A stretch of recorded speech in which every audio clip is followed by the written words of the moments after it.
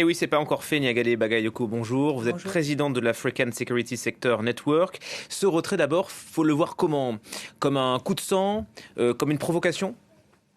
Non, moi, il me semble qu'il s'inscrit totalement dans la logique de rupture des autorités des trois pays concernés avec l'ensemble de leurs partenaires internationaux en général et multilatéraux en particulier. Il joue aussi sur un sentiment croissant et non pas récent de défiance vis-à-vis de la CEDEAO qui apparaît aux yeux des opinions publiques comme largement délégitimée et décrédibilisée en raison des propres reniements dont elle s'est rendue coupable face aux principes qu'elle était censée faire appliquer. Et quels étaient ces principes? Alors, il y a un Nigérien dans le sujet qui critiquait l'inaction de la CEDEAO face à la montée des terroristes.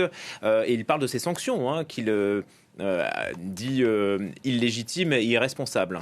Alors, à mon avis, il est important de distinguer les différents volets, volets sur lesquels la CEDEAO est en mesure, selon ses textes, d'intervenir.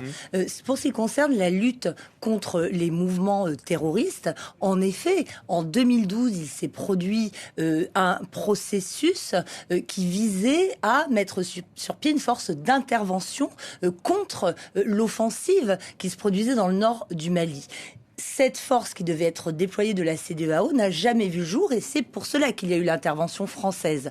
Par la suite, on a vu également sur le plan politique des reniements dont je parlais avec la validation des troisièmes mandats, notamment en Côte d'Ivoire, notamment en Guinée.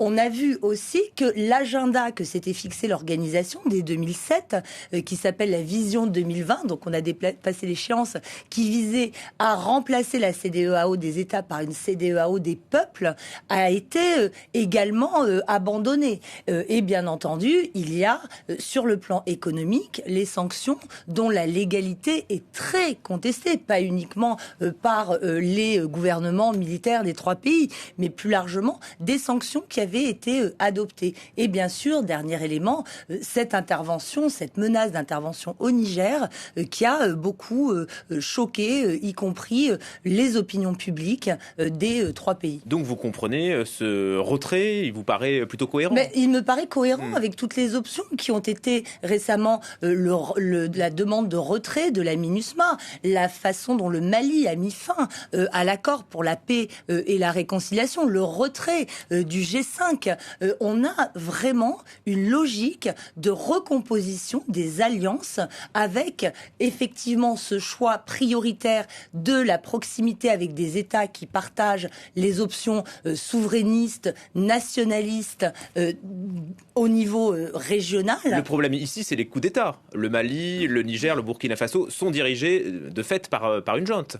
Alors absolument.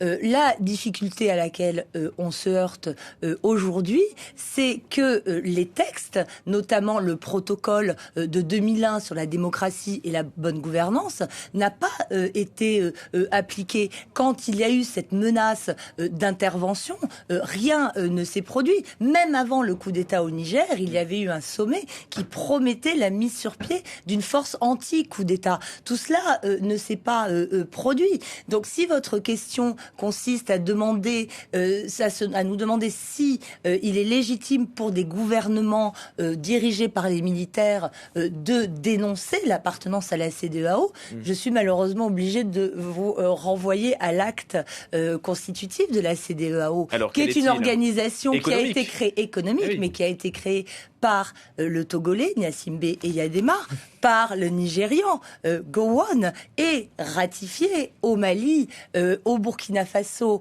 et au Niger, par les militaires, déjà à l'époque, dans les années 70, coupables d'avoir accédé au pouvoir par des coups d'État.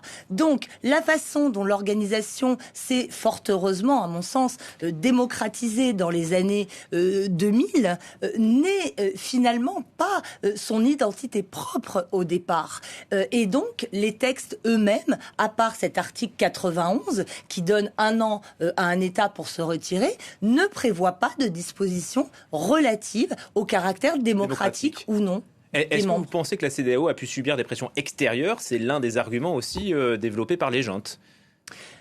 Alors moi, ça je n'y ai jamais cru quand j'entends dire notamment que la France est derrière la CEDEAO. Ouais. Non, au contraire, je pense que la France a toujours eu beaucoup de mal à être proche de la CEDEAO, tout simplement parce que c'est une organisation majoritairement dominée par les États anglophones, à commencer par le Nigeria et dans une moindre mesure le Ghana. Au contraire, la France avait plutôt œuvré pour la mise en place du G5 Sahel, précisément pour contourner la CEDEAO, jugée incapable, puisqu'elle n'avait pas pu mettre pied cette force anti-djihadiste. Donc non, d'une manière générale, moi, ces théories du complot, qu'elles soient brandies par la France, par la Russie, par les États de la sous-région, non, je n'y crois pas. Je pense qu'on est face à des acteurs, qu'ils soient multilatéraux ou non. Les dynamiques internes de la CEDEAO sont très particulières, encore une fois, avec ces liens entre anglophonie, francophonie, mais aussi avec États membres du l'UEMOA, c'est-à-dire qui gèrent les États francophones, dont le franc CFA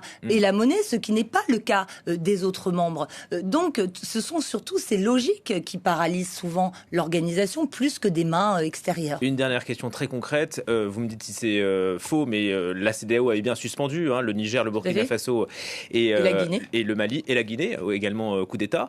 Quels seront... Donc, on attend le retrait est annoncé, mais il n'est pas encore effectif, puisqu'il y a une latence de un an théoriquement. Quels vont être les effets concrets pour les populations si ce retrait est effectif? Moi, je pense que la principale conséquence sera la question de la libre circulation, parce que l'un des grands acquis de la CEDEAO est vraiment d'avoir permis aux citoyens et aux capitaux et aux biens de circuler librement entre les 15 États membres. Cela va avoir de très fortes implications sur la mobilité à titre individuel, sur les droits de douane également pour les produits et les entreprises. Et à mon avis, c'est sans doute cet aspect-là qu'il sera très difficile d'expliquer et de rendre populaire auprès des opinions publiques qui ont tendance à rejeter la CEDEAO parce qu'elles la voient comme un acteur politique. Mais si l'on revient à cette rationalité économique, il pourrait y avoir davantage de contestation à mon avis. Merci beaucoup pour votre analyse et votre point de vue, Niagalé Bagayoko, sur France 24. 14h45.